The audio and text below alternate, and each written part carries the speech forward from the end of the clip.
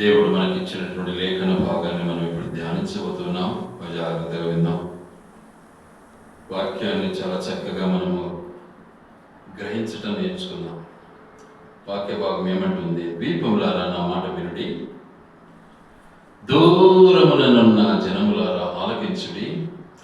నేను గర్భమున పుట్టగానే యెహోవా నన్ను పిలిచెను, తల్లి నన్ను ఒడిలో పెట్టుకునేది మొదలుకొని ఆయన నా నామము జ్ఞాపకము చేసుకున్నాను. దేవునికి స్తోత్రం. దేవుడు మనల్ని ఎల్లప్పుడూ కూడా జ్ఞాపకం చేసుకునేవాడిగా ఉన్నాడు. మనకు జన్మింపచేసే దేవుడిగా ఉన్నాడు. ఎంత దూరం ఉన్నప్పటికీ మనల్ని పిలిచే దేవుడిగా ఉన్నాడు. మనల్ని కాపాడటానికి ఇష్టపడినటువంటి దేవుడిగా ఉన్నాడు. తన ఒడిలో మనల్ని పెట్టుకొని తల్లిగా పాలించేవాడుగా ఉన్నాడు. కాబట్టి ఆయన యొక్క అమూల్యమైనటువంటి ఉన్నతమైనటువంటి ఉద్దేశం మానవుని కాపాడాలి. మానవుడు నా కొరకు జీవించాలి. నేను పుట్టించాను. ఎక్కడ? ద్వీపములా పుట్టించాను. భయంకరమైనటువంటి సముద్రము లాంటి పాపపు స్థితిలో, చీకటి భయంకరమైనటువంటి లోకంలో తన బిడ్డను పుట్టించడానికి ఇష్టపడ్డాడు దేవుడు. ద్వీపములారా, చుట్టూ భయంకరమైనటువంటి సముద్రము, పాప సముద్రము, మధ్యలో దీపం. కాబట్టి దీపములారా ఏం కావాలి? చుట్టూ ఉన్నటువంటి సముద్రమును, చుట్టూ ఉన్నటువంటి చీకటి జీవితాన్ని తొలగించబడి వెలిగించబడాలి అన్నది దేవుని యొక్క ఉద్దేశం. గనుక దేవుడు నిర్ణయించాడు, దేవుడు తయారు చేశాడు. దేవుడు నిజంగా ప్రపంచాన్ని తయారు చేశాడు, ఈ భూలోకాన్ని తయారు చేశాడు. ఈ భూలోకంలో న్యాయం స్థాపించాలని ఇష్టపడ్డాడు. కారణం, ఎక్కడ చూచినా అన్యాయమే, ఎక్కడ చూచినా చీకటి జీవితమే. గనుక ఇష్టపడిన మన దేవుడు తన ప్రియ కుమారుడైన యేసుక్రీస్తుని లోకానికి పంపడానికి ఇష్టపడ్డాడు. అంటాడు ఇక్కడ యెషయా గ్రంథం 42వ అధ్యాయం 4వ వచనంలో ఏమంటాడంటే, యెషయా గ్రంథం 42:4, భూలోకమున న్యాయము స్థాపించు వరకు అతడు మందగిలడు, నలుగడు పడడు. ద్వీపములు అతని బోధ కొరకు కనిపెట్టను. ద్వీపములు ఎందుకంటే ఒంటరిగా ఉన్న స్థితి ఖచ్చితంగా దేవుని కొరకు కనిపెట్టడం నేర్చుకుంటుంది. ఈ లోక ఆశలకు లొంగిపోయి ఈ లోక భ్రమను అనుభవిస్తున్నటువంటి ప్రతి ఒక్కరూ కూడా దేవుని సన్నిధికి చేరడానికి ఇష్టపడరు. ఏం చేస్తారు మరి? లోకాశలకు బానిసలై ఉంటారు. లోకానుసారమైనటువంటి అందచందాలను ఆకర్షించేవారుగా ఉంటారు. లోకం కొరకు తన యొక్క సమయాన్ని వ్యర్థపరుచుకునే వారుగా ఉంటారు. కానీ దేవాది దేవుడు తన బిడ్డల విషయంలో అంటున్నాడు, ఎలా ఉంటారు వాళ్ళు? ద్వీపములు ఆయన బోధ వినడానికి సిద్ధంగా ఉంటారు. ఒంటరి జీవితం, ఏకాంత జీవితం, నిజంగా ప్రభు కొరకు ఎదురు చూసే జీవితం ఎలా ఉంటారు? ఆయన కొరకు ఎదురు చూసేవారుగా ఉంటారు. ఆయన బోధ వినడానికి సిద్ధంగా ఉంటారు. గనుక ఆయన స్థాపించినటువంటి న్యాయాన్ని అనుభవించాలి అన్నటువంటి ఉద్దేశాన్ని తన యొక్క బిడ్డ ద్వారా, తన కుమారుల ద్వారా మనకు బయలుపరచడానికి దేవుడు ఇష్టపడినటువంటి వాడుగా మన ప్రభువైన యేసుక్రీస్తుని లోకానికి పంపడానికి ఇష్టపడ్డాడు. అలాగే మనకు కూడా ఆయన బోధన వినువారమై ఉండి, ఆయన బోధను కలిగినటువంటి వారమై ఉండి, ఆయనకు లోబడిన వారమై ఉండి, ఆయన బిడ్డలంగా, ఆయన కుమారులంగా, ఆయన కుమార్తెలంగా లోకానికి వెలుగుగా, దీపములా జీవించాలి అన్నది దేవుని యొక్క ముఖ్య ఉద్దేశం. గనుక తను చేసినటువంటి గొప్ప కార్యాన్ని మనం ఇప్పుడు చూడబోతున్నాం. ఎలా ఉంటుంది అంటే, చూద్దాం ఎలా ఉంటుంది ఆ ద్వీపం యొక్క ఉన్నతమైనటువంటి న్యాయం ఎలా ఉంటుంది, భూలోకములో ఆయన చేసే న్యాయం ఎలా ఉంటుంది, ఆయన నిజంగా మరి తన బోధను ఎలా బయలుపరుస్తూ ఉన్నాడో ద్వీపాలకు. చూద్దాం ఒక మాట. దానియేలు గ్రంథము 2వ అధ్యాయం. దానియేలు గ్రంథము 2వ అధ్యాయం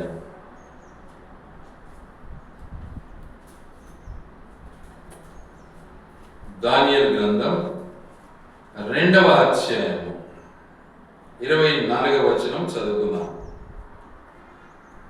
ఆయన 24. అట్లుండగా దానియేలు బబులోనులోని జ్ఞానులను నశింప చేయుటకు రాజు నియమించిన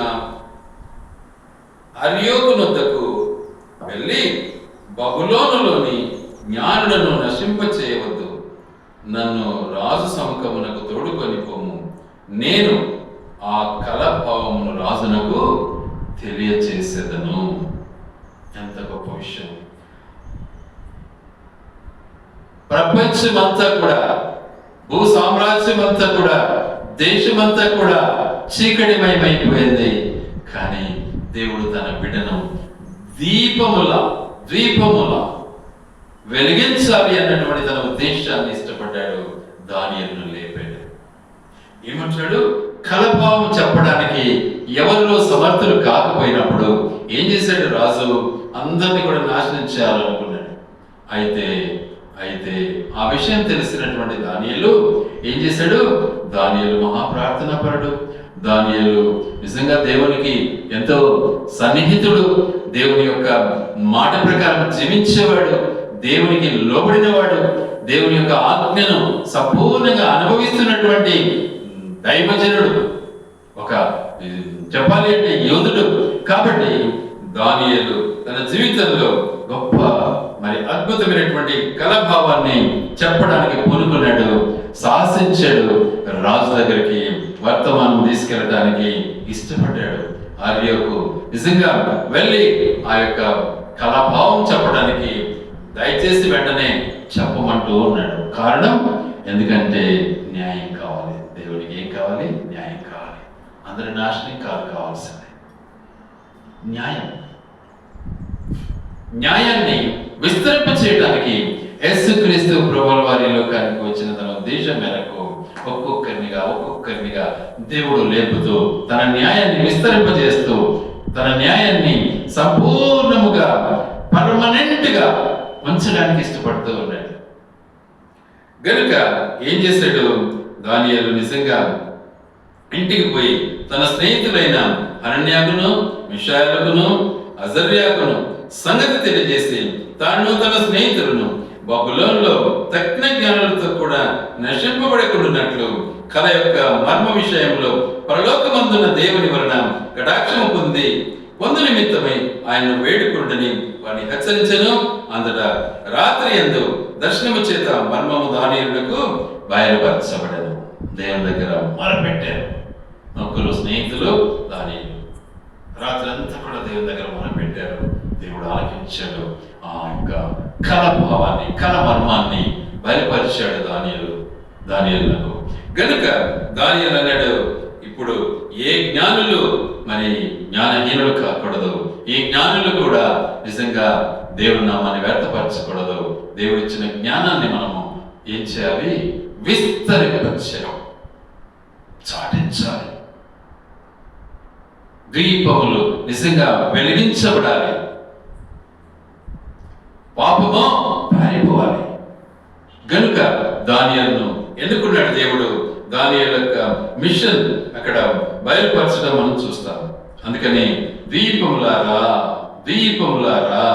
నా మాట వినండి. ఏకాంతంగా నివసించే వారులారా నా మాట వినండి. ఎందుకంటే నేను మీకు తోడై ఉన్నాను, మీకు న్యాయం చేయడానికి నేను వచ్చాను.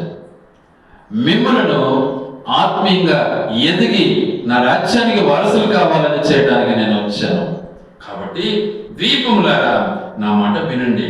అందుకే 41వ యెషయా గ్రంథం 41వ అధ్యాయంలో మాట అంటాడు. 41 యెషయా గ్రంథం 41 1వ వచనం. 41:1 దీపములారా నా ఎదుట మౌనంగా ఉండండి,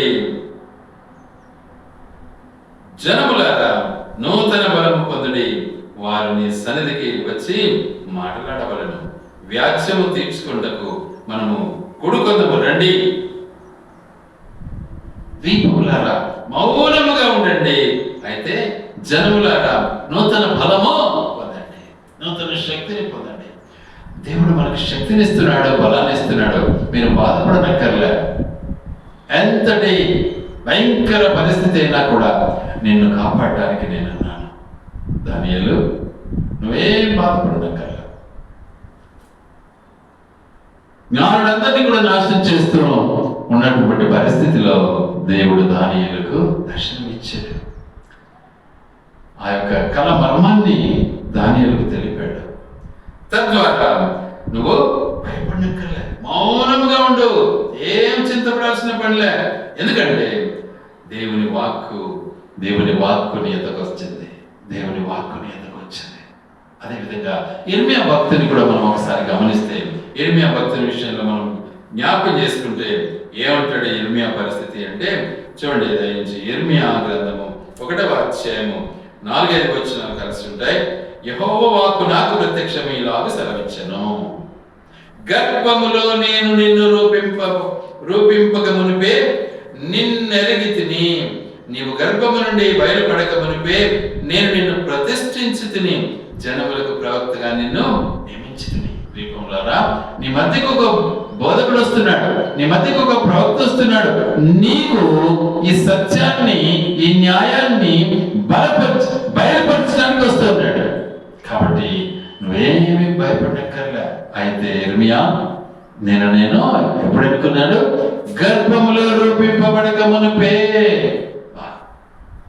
ఆయనకు ముందే తెలుసు గర్భాన్ని చేయడానికి దేవుని హస్తం ఉంది.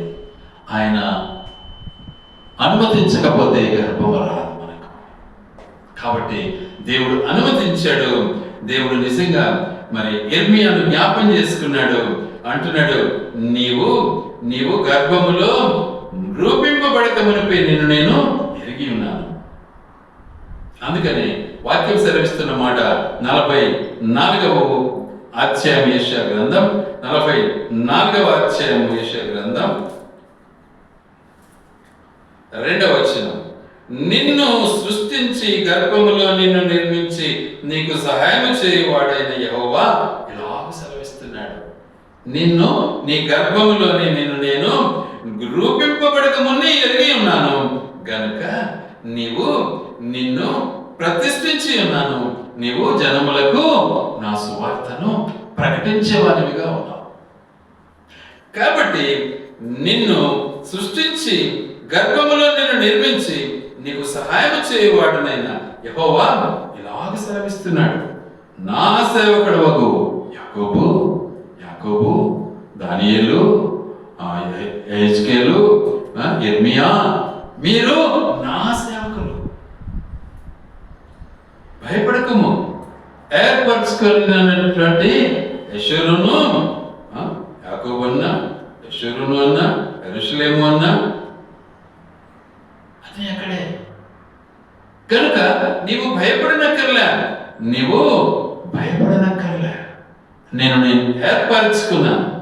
నేను ఏర్పరచుకున్నాను. అలాగే 24వ వచనంలో ఏమంటాడు? 24వ వచనం, అలాగే గర్భము నుండి నిన్ను నిర్మించిన నా విమోచకుడగు యెహోవా ఇలాగ సెలవిస్తున్నాడు. యెహోవానకు నేనే సమస్తమును జరిగించువాడను, నేనొకడనే ఆకాశమును విశాలపరిచిన వాడను, నేనే భూమిని పరచిన వాడను, నేనే ప్రగల్భుల ప్రవచనములను వ్యక్తము చేయవాడను, సోదెగాండ్లను వెర్రివారిగా చేయవాడను, జ్ఞానులను వెనుకకు త్రిప్పి వారి విద్యను అవిద్యగా చేయవాడను. నేనే నా సేవకుని మాట రూఢిపరచువాడను, నా దూతల ఆలోచన నెరవేర్చువాడను.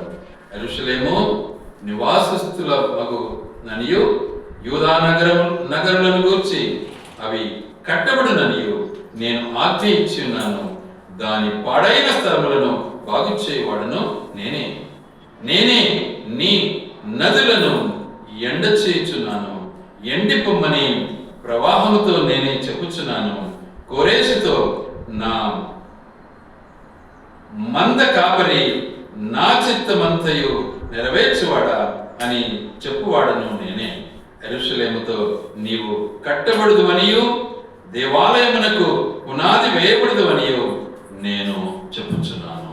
దేవుని యొక్క ఉద్దేశం, దేవుని యొక్క చిత్తం. గనుక ప్రభువులో కొనసాగు నిమిత్తమై దేవుడు మనతో మాట్లాడుతున్నటువంటి మాట, ద్వీపములారా నా మాట వినండి.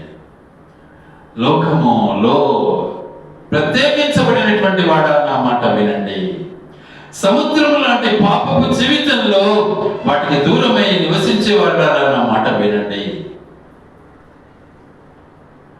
గనుక దేవుని ఉద్దేశం చాలా గొప్పది. అందుకే ఆయన ఏం చేశాడు? ప్రత్యామ్నాయముగా ఏమంటాడు దాన్ని, ఇంకొక విషయంలో చెప్పాలి అంటే, దేవుడయ్యుండి తానే మనిషిగా మన మధ్యకు వచ్చాడు. అందుకే అంటాడు యెషయా గ్రంథం 7వ అధ్యాయం 14వ వచనం. యెషయా గ్రంథం 7వ అధ్యాయం 14వ వచనం. కాబట్టి ప్రభువు తానే ఒక సూచన నీకు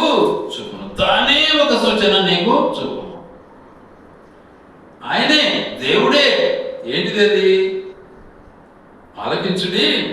కన్యక గర్భవతి కుమారునికని అతనికి ఇమ్మానుయేలు అని పేరు పెట్టు.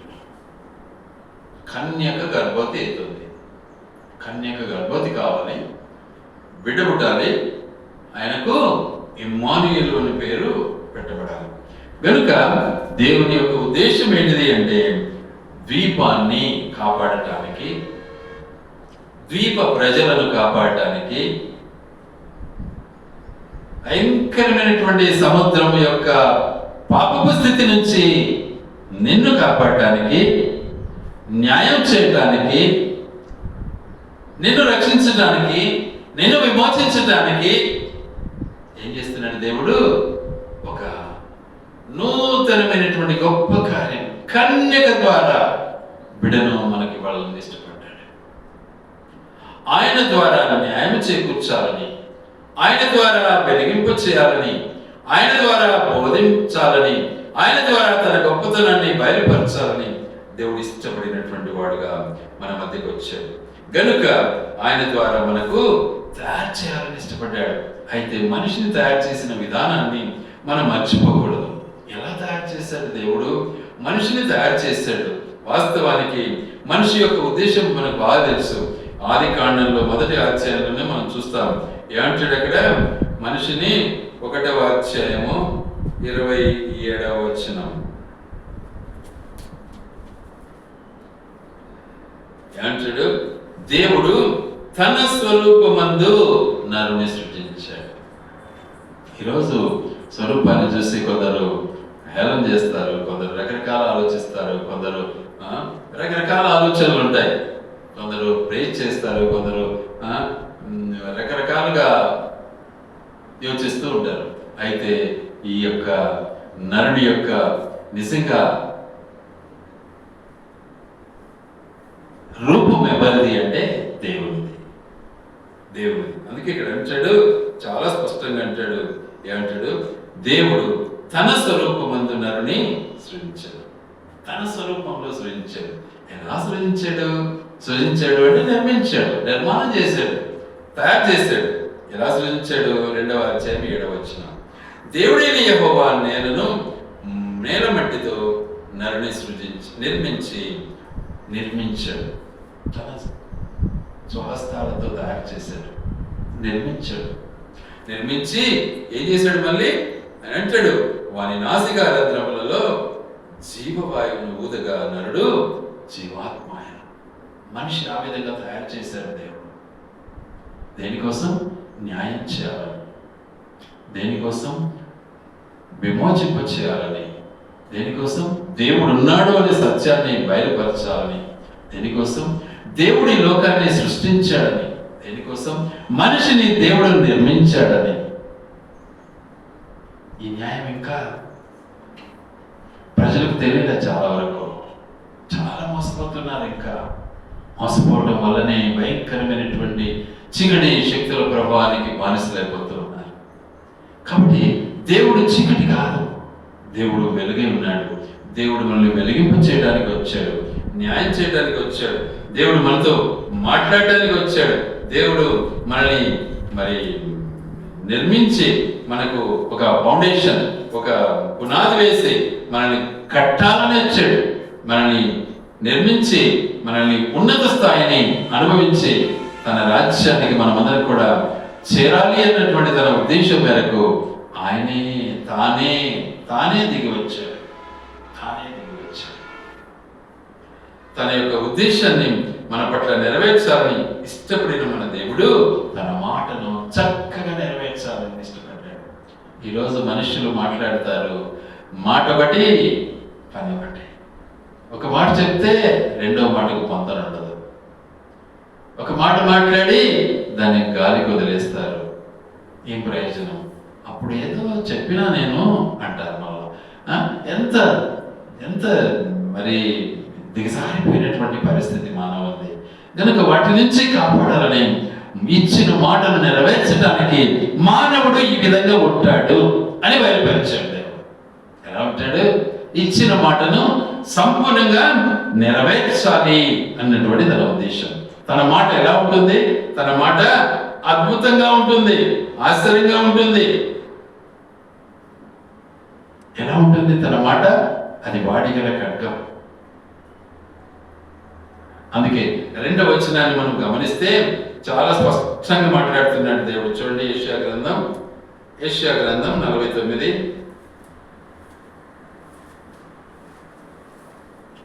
యెషయా గ్రంథం 49 రెండవ వచనం.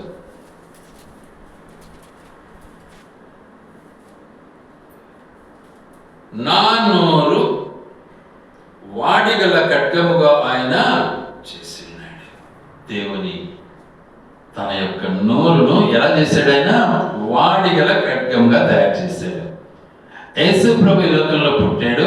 యేసు ప్రభు యొక్క మాట ఎలా ఉంటుంది? వాడిగల ఖడ్గములా ఉంటుంది. సో ఆయన నమ్మినటువంటి మనం ఎలా ఉంటామో మన మాట కూడా వాడిగల ఖడ్గముగానే ఉండాలి. అది దేవుని యొక్క ఉద్దేశం. మనం మాటను నిలుపుకోలేము, మన చేత కాదు. జారిపోతూ ఉంటాం. పూటకొక మాట, గంటకొక మాట మాట్లాడుతూ దేవుని నామాన్ని వ్యర్థపరుస్తూ ఉంటాం. మాటను నిలుపుకోలేము, మన చేత కాదు. ఏ ప్రయోజనం? దానివల్ల ఏం లాభం మనకు? కాబట్టి మన దేవుడు మాట తప్పని వాడు. మన దేవుని యొక్క మాట ఎలా ఉంటుంది అంటే అద్భుతంగా ఉంటుంది, ఆశ్చర్యంగా ఉంటుంది, ఖడ్గంలా ఉంటుంది, కత్తిలా ఉంటుంది, మెరిసే మెరుపులా ఉంటుంది, నిజంగా అంబులా ఉంటుంది. మనం బాణం వేస్తామే, అంబులా ఉంటుంది. కాబట్టి ఆ మాట చాలా ఖచ్చితంగా ఉంటుంది, చాలా వివేకంతో కూడినటువంటి మాట అయి ఉంటుంది. కానీ మనం మాట్లాడతాం పూటకు ఒక మాట, గంటకు ఒక మాట. ఏం ప్రయోజనం? దానివల్ల దేవుడు బాధపడుతూ ఉంటాడు. కాబట్టి దేవుని బిడ్డలుగా ఇచ్చిన మాట్లాడిన మాటను నెరవేర్చే వారంగా, క్రియలో అనుభవించే వారముగా మన జీవితాలను మనం సరి చేసుకోవాలి. అందుకే దేవుడు మనకు నేర్పించడానికి ఈ లోకానికి దిగి వచ్చాడు. నా మాట ఎలా ఉంటుంది అన్నాడు? ఖడ్గము, వాడిగల ఖడ్గముగా ఉంటుంది, న్యాయము చేస్తుంది. న్యాయాన్ని చేయడానికి వచ్చాడు. న్యాయాన్ని చేయాలి అంటే మాట ఎలా ఉండాలి? ఖడ్గములా ఉండాలి. అప్పుడే సైతాను పారిపోతాడు. గనుక న్యాయవిధిని అనుసరించటం మన భావ్యం, మన భాగ్యం. అది ఎందుకంటే ఆయన మాట అది ఎప్పటికీ మారేది కాదు. మనవి మారుతూ ఉంటాయి, రోలింగ్ తిరుగుతూ ఉంటాయి. పొద్దున ఒక మాట, మధ్యాహ్నం ఒక మాట, సాయంత్రం ఒక మాట తిప్పుతాము. మాటను మారుస్తాం. అట్లే చేతనవు నాలుగు ఉంది నాకు, ఎంతైనా తిప్పుతాం, ఇబ్బంది లేకుండా. నిజంగా ప్రభు నమ్మిన వ్యక్తి పడట్ల, ప్రభువును సంపూర్ణంగా అంగీకరించిన వ్యక్తి మాటను తిప్పడు. ఇచ్చిన మాట జాగ్రత్తగా మాట్లాడతాడు. అది ఖడ్గంలా ఉంటుంది. కాబట్టి ఆ మాట ఎలా ఉంటుంది? దూసుకొని పోతుంది. రెండంచెల వాడిగల ఖడ్గం అది. కీళ్లను మూలుగను విభజించినంత మట్టుకు దొరుచు, హృదయం యొక్క తలంపులను శోధిస్తుంది. కనుక అట్టి మాటను మనము కలిగి ఉండాలి అన్నదే దేవుని యొక్క ముఖ్య ఉద్దేశం. అందుకే ఆయన అంటాడు, ఆకాశంలో భూమి గతించినే కానీ నా మాటలు గతించవు. ఆకాశం భూమి గతించవచ్చు, ఆయన ఆజ్ఞ అది. ఆకాశం భూమి మాట చెప్తానికి పారిపోవాల్సిందే, కానీ ఆయన మాట మాత్రము నిలబడదు. అందుకని రెండంచెల వాడి కలిగినటువంటి ఖడ్గం అది. కనుక ఎలా ఉంటుంది? సూర్యుని వలె ఉంటుంది. సూర్యునికి నిజంగా మనం చక్కగా సూర్యుని చూడలేము, మన చేత కాదు. ఎందుకని? భయంకరమైన తేజస్సు అందులో ఉంది. మరి ఆ సూర్యుని తయారు చేసిన దేవుని యొక్క దృష్టి ఎలా ఉంటుంది? ఇంకా భయంకరమైనటువంటి ఖడ్గంతో కూడినటువంటిది, ఎంతో తేజస్సు కలిగినటువంటిది. అలాంటి దేవుని యొక్క మరి వెలుతురు, దేవుని యొక్క న్యాయము, దేవుని యొక్క మాట, దేవుని యొక్క ఉద్దేశం, దేవుని యొక్క చిత్తం నెరవేర్చేదిగా ఉంటుంది. వాటికి మనము లోబడాలి, వాటిని మనము అనుసరించాలి, వాటిని మనము సొంతం చేసుకోవాలి, వాటికి మనము నిజంగా వెలకట్టాలి. అప్పుడే మనము ధన్యులమవుతాం. అందుకే వాక్యం అంటుంది, ఆయన ఎలాంటి వాడు? ప్రకటన గ్రంథంలో అంటాడు, మనం చూడండి దయచేసి. ఆయన ఎలాంటి వాడో చూద్దాం ఒకసారి. ప్రకటన 2వ అధ్యాయం 12వ వచనం. ప్రకటన 2వ అధ్యాయం 12వ వచనం.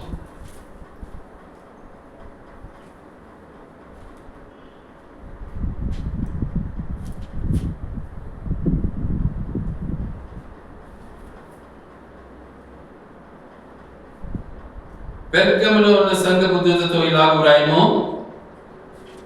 వాడి అయిన రెండంచులు గల ఖడ్గము గలవాడు చెప్పు సంగతులు ఏమనగా. ఎలాంటి వాడు? రెండంచులు వాడి కలిగినటువంటి ఖడ్గము, వాడి అయిన రెండంచులు గల ఖడ్గము గలవాడు. ఆయన నాలుగు ఎలా ఉంటుంది? రెండంచులు వాడి కలిగినటువంటి ఖడ్గం, అది తెగిపోతుంది, ఎటువైనా తెగిపోతుంది. అలాంటి వాడు మాట్లాడుతున్నటువంటి మాట ఇది. అలాంటి వాడు మనతో హెచ్చరిస్తున్నటువంటి మాట ఇది. కాబట్టి నీవు నా సేవకుడు, నీవు నా సేవ చేయాలి. అందుకే యేసు ప్రభువుని ఎన్నుకున్నాడు దేవుడు. ఏమంటాడు? ఈయన నా ప్రియ కుమారుడు. నన్ను ఏమంటున్నాడు? నా బిడ్డలు అంటున్నాడు. మనమంతా మాట మార్చేవాళ్ళం. ఎలా ఆయన బిడ్డలు అవుతాం?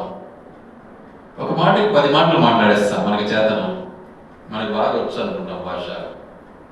మనం ఆయన బిడ్డలు కాగలమా? ఏమన్నాడు? ముందే చెప్పాడు. ఏం చేయమన్నాడు? మౌనముగా ఉండు అన్నాడు. దీపములారా మౌనముగా ఉండండి, నీకు న్యాయం చేస్తాను నేను. మనకు మౌనం చేత కాదు, మనకు మాట్లాడడం ఎక్కువ తరబేతి అయింది. మనం బాగా మంచి నేర్పరులం మాటల్లో. మనం క్రైస్తవులం కాదు, దేవుని నమ్మిన వారికి కాదు. దేవుని నమ్మితే ఎలా ఉంటాం? మనము మౌనం వహిస్తాం, తగ్గించుకుంటాం. కాబట్టి మనము మౌనంగా ఉంటాం. మన మాట వచ్చిందంటే ఎలా ఉంటుంది? అది ఖడ్గములా ఉంటుంది. ఖడ్గములా ఉండాలి. దేవుడు మనకిచ్చిన గొప్ప భాగ్యం ఇది. కనుక ఖడ్గములా మన జీవితాన్ని మనము అనుభవించాలి. ఎందుకు అంటే ఆయన నీలో నాలో మహిమపరచబడు నిమిత్తమై దేవుడు ఆ మాటను మన మధ్యకి పంపాడు. ఆ మాటే మన ప్రభు అయిన యేసుక్రీస్తు. ఆ మాట ద్వారానే మనకు న్యాయం, ఆ మాట ద్వారానే మనకు జీవం, ఆ మాట ద్వారానే మనకు పరలోక రాజ్యం. ఆ మాటకున్న విలువను మనం పోగొట్టుకుంటూ ఉన్నాం.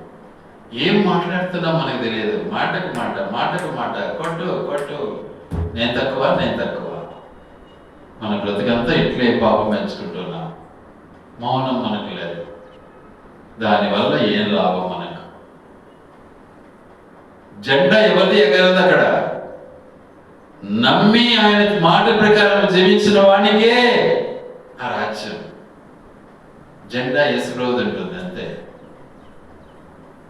కాబట్టి మనము దేవుడు మనకిచ్చినటువంటి ఈ మాటను, దేవుడు మనకిచ్చినటువంటి తన కుమారుని, దేవుడు మనకిచ్చినటువంటి తన వాక్కును మనము ఏం చేసుకోవాలి?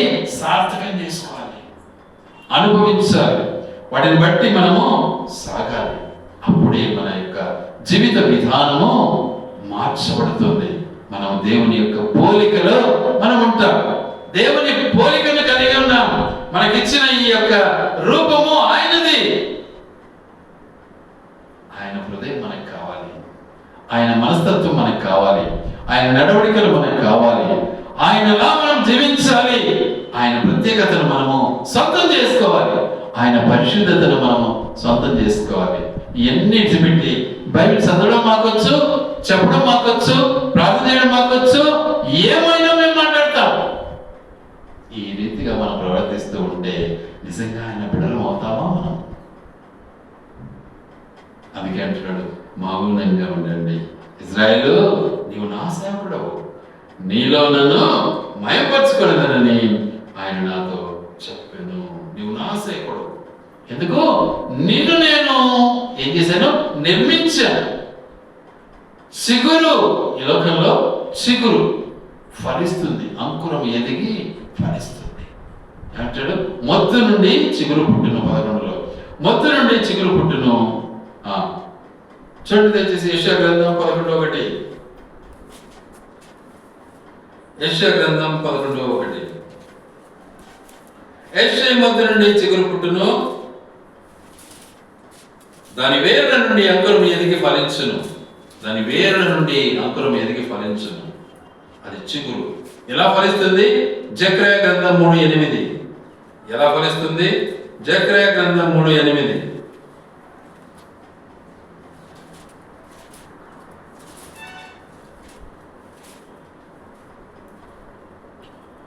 జెకర్యా గ్రంథం 3:8. ప్రధాన యాజకుడైన యెహోషువ నీ ఎదుట కూర్చుండి నీ సహకారులు సూచనలుగా ఉన్నారు. నీవును వారును నా మాట ఆలకింపవలెను. ఏదనగా చిగురు అను నా సేవకుని నేను రప్పింపబోవచ్చున్నాను. చిగురు అనేవాడు. అయితే అదే పదాన్ని ఇంకొక మాటలో ఇక్కడ అంటాడు. చూడండి దయచేసి, చిగురు అనేవాడు ఎలా ఉంటాడు ఇక్కడ జ్ఞాపకం చేసుకుందాం.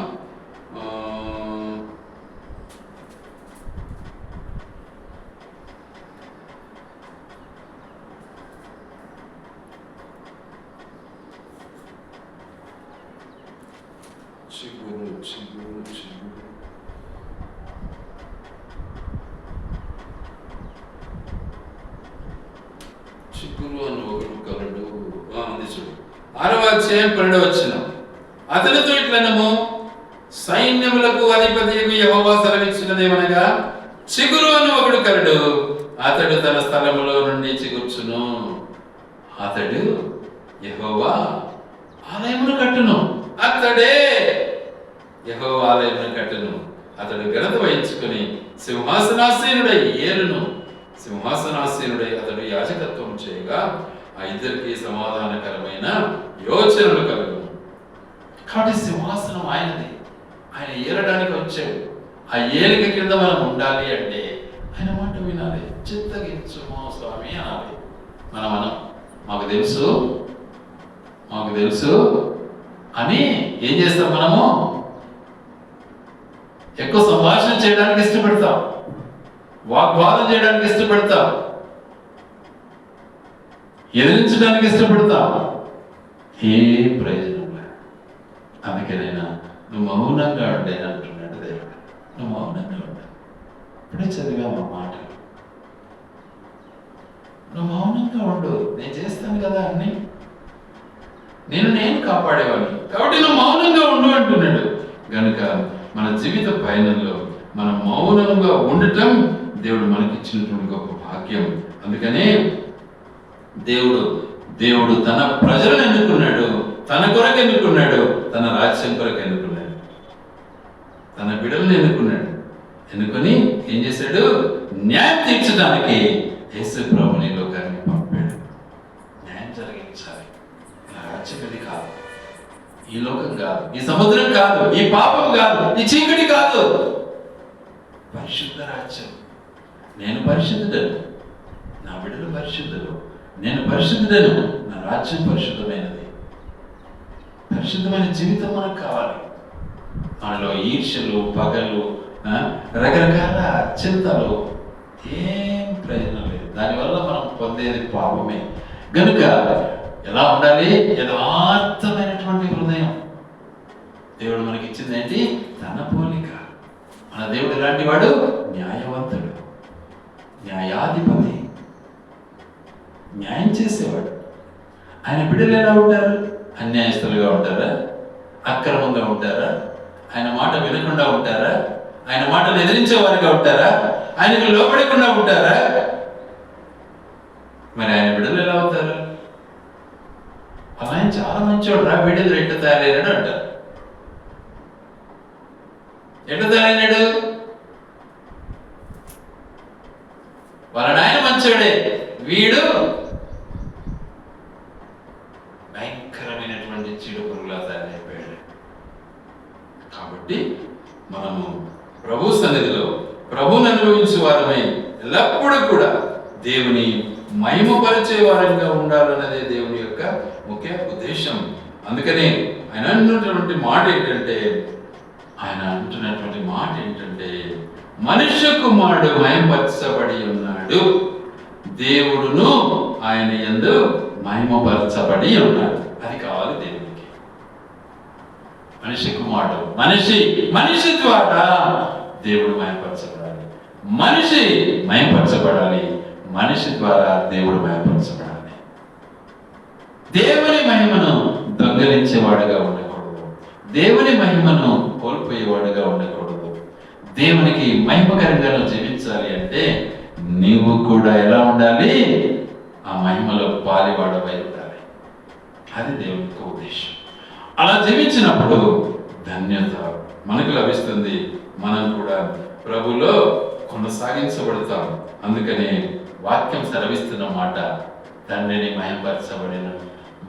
మహిమపరచబడు నిమిత్తమై యేసుక్రీస్తు ఈ లోకానికి వచ్చాడు. అందుకే అంటాడు యోహాను సువార్త 17వ అధ్యాయము 4వ వచనంలో ఒక మాట ఉంది. 17వ అధ్యాయము 4వ వచనంలో ఏమంటాడంటే, చేతుకు నీవు నాకు ఇచ్చిన పని నేను సంపూర్ణముగా నెరవేర్చి భూమి మీద నిన్ను మహిమపరచతిని. ఇంతకు మన ద్వారా దేవుడు మహిమపరచబడుతున్నాడా? చూసుకోండి ఒకసారి.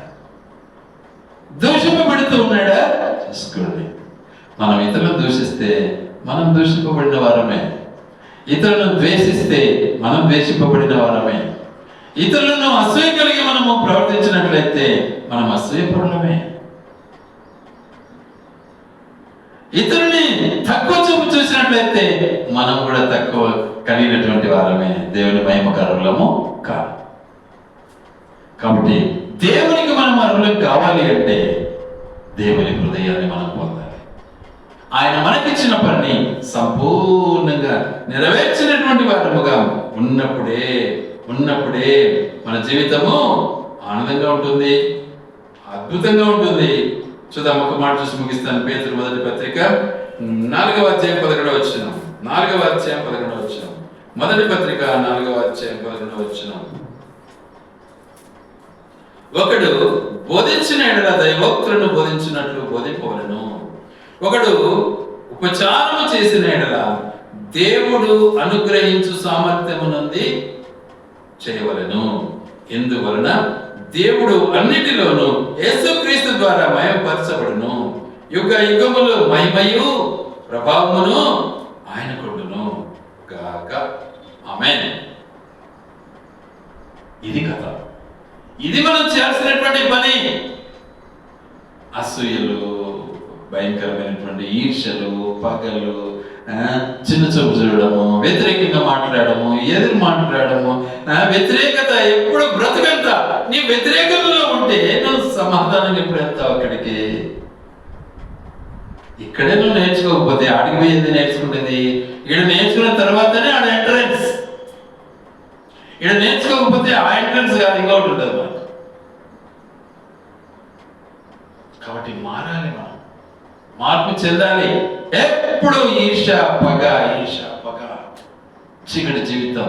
ద్వీపములారా ఆలకించండి, వినండి, మౌనంగా ఉండండి, నీకు న్యాయం చేస్తాను, నేను పరలోక రాజ్యం చేరుస్తాను, నా మాట వినండి.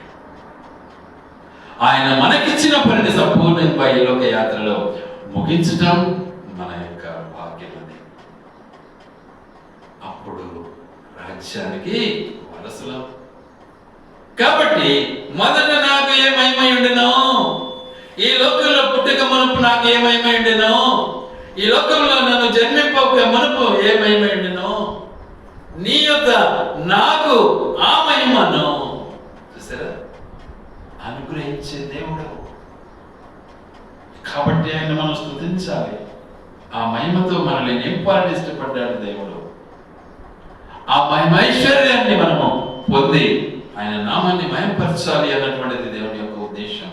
ఎందుకంటే మహిమకు మనం యోగ్యులంగా ఉండి ప్రభువులో కొనసాగి నిజంగా ఆయన నామాన్ని గణపరిచే వారంగా ఉండాలని దేవుడు ఇష్టపడుతున్నాడు. దేవుడి మాటలు ఆయన వెనుకడిలో దీవించి ఆశీర్వదించును గాక.